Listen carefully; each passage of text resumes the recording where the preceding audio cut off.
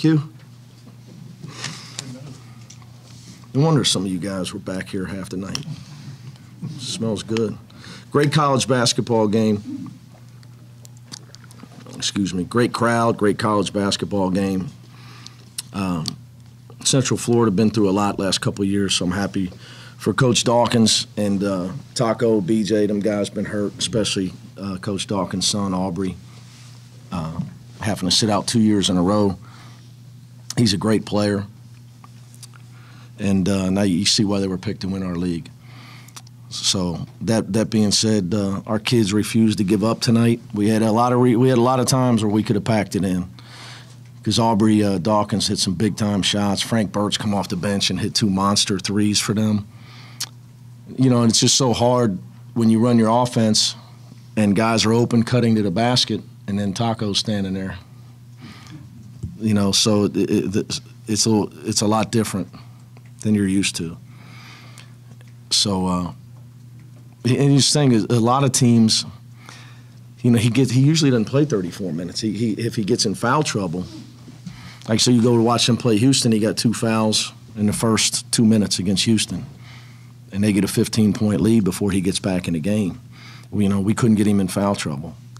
You know, the game was, I think there was only 9 fouls at halftime. I thought it was consistent. They let both teams play, same way our last game was. How important was it to have other guys? Huge, because they were going to. Now you got other guys. Yeah, I mean, what they do, they crowd you at the 3-point line, especially Jaron, because they know Taco's standing in the paint. So, like I kept telling him, you're going to have to beat him with the pass, which he eventually did. But Keith Williams, I'm really happy for him. Great kid. He's worked extremely hard on his shooting. He's got the most important thing a young person can have in life. He believes in himself. And he had 2 unbelievable drives to the basket, but it was 46-40. He had a 3 in the corner, and we needed that like oxygen. That was a monster shot. The kid just believes in himself. Very similar to Sean Kilpatrick. Not that his game is, but he's just got the New York City belief that he believes he's going to make it. And he's willing to put the time in the gym. So I'm really happy for him. Justin made some big plays. Kane did early. Kane was the one guy that would come off the high screen and shoot it before they got to Taco. We've got to do a better job with our preparation offensively next time. But we didn't start the game down. We started the game down 11. We're -8 in the first 4 minutes of the game, and then the first 4 minutes of the second half, we were -10. It was 11-3 and 10-0. But they're really good guys. They got a really good basketball team, and Johnny does a great job of what they do defensively. How do you try to simulate in practice? I just told the guys, Doc, the next time we play, we're going to have to put Sam Martin on Prince's back, on his shoulders. Or we're just going to have somebody standing there with a broomstick. It's almost impossible, to be honest. So you don't do anything special. You don't do any of that. Oh, you show film. You tell them. You show film when when you're running your offense and they drive the ball. You got to kick it. You got to get. It's like 5-on-0, like we're practicing. So the stuff that normally works. Trey Scott slips. Jaron hits him with a great pass. Happened in the first half, and Trey turns to score, and I stand there.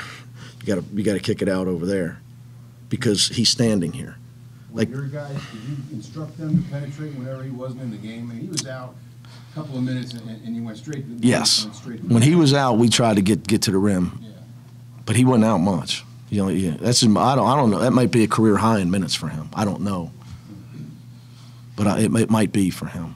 What were you thinking when Justin gets the right-handed scoop shot up over Taco? Had to probably get it. Well, the thing about Taco, he's so big, but it's hard for him to pivot and move.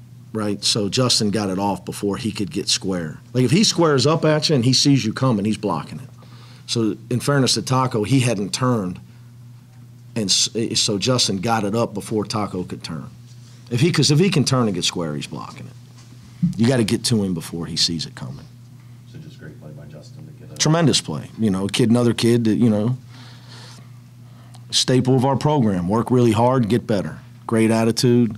Continue to try to grow up as a person, graduate on time, and get better. Seems he had a couple shots, but the same thing from Trey too with that big. Yeah, Trey can shoot the ball. He just gets, the thing with Trey is, I keep trying to explain this to him. You can't shoot the ball nervous. And he shoots the ball fine when he takes his time. That's Trevor Moore's problem. He's a great shooter, but he doesn't have Keith's confidence. That's the difference in the two guys. Where Keith, he'll square you up and take his time.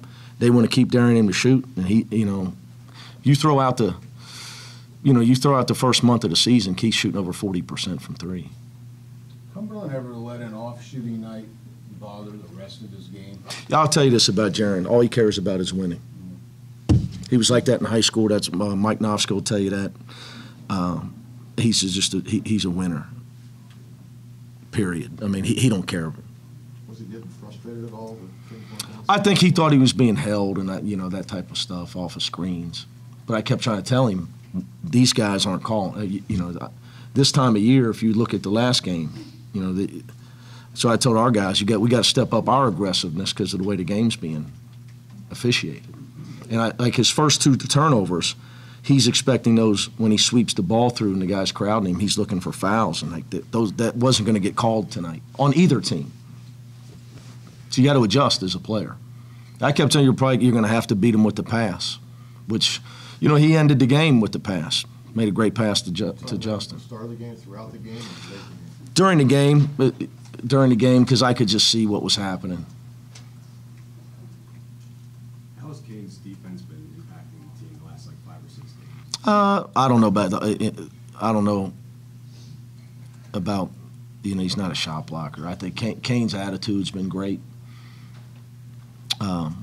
He's a guy that scored 1,300 points in 2 years, and he's come here to play at the high level where it's just a lot harder and a lot more physical. And he gives us an extra score, and it's been huge for our program. He's won a lot of games here. So now I went small to try to step up the tempo of the game with him and Justin in the front of the press, just trying to speed the game up and try to throw. They got in a rhythm offensively. We got out of rhythm offensively. So I was just trying. I think as a coach, when a game's not going your way, you got to try to do something. That doesn't always work. Okay, it's overrated to talk about coaching because Keith Williams made 2 great plays off the dribble and a big-time 3, but trying to change the flow of the game with speed and quickness. Just you got to try something. So his defense, unless nothing specific, just No, just energy. He's smart. He's much smarter this year. His scouting report defense is much smarter on who he's guarding, which it should be as a senior. Nas seemed to put in a shift throughout the course of the whole game. His effort was awesome tonight. His effort was tremendous. He had some big-time offensive rebounds. Banging up against Taco, not the easiest thing in the world. That alone can wear you down physically. You guys were able to flip the rebounding battle in the second half. Yeah, but they flipped the turnover battle in the second half. So. Anything else? How important was this going into? Every win is important. Well, you got another I'm not going to go Belichick on you. Every win is important. Tell me when one doesn't count. Let me know. Every win is important. We just try to play one at a time. All we're worried about next is UConn. That's it. Like I know everybody else, you're paid to look at the important tournament, big picture, and all this stuff. It's the worst thing. It is so hard to keep my guys away from all that nowadays with social media. To get them to just focus on all we need to do tomorrow is make sure we get treatment and we work out Logan and Prince and Laquil and Mamadou and have a good day tomorrow. That's it. And I try to keep my guys on that. But every win is important. It's no bigger than when we won a home game against South Carolina State. They all add up eventually. If you just stay focused on the process, you end up having a chance. And just like if we lose a game, you got to move. The next game is all that matters. It's not going to be the end of the world. We're just got to win the next game. So it's not easy to do, and I get it, but all of them are important. Thanks, guys. Before you go, Yep. we plan almost see you again before the UConn game. The last game was not. Where am I going? Oh, no, I'm teasing.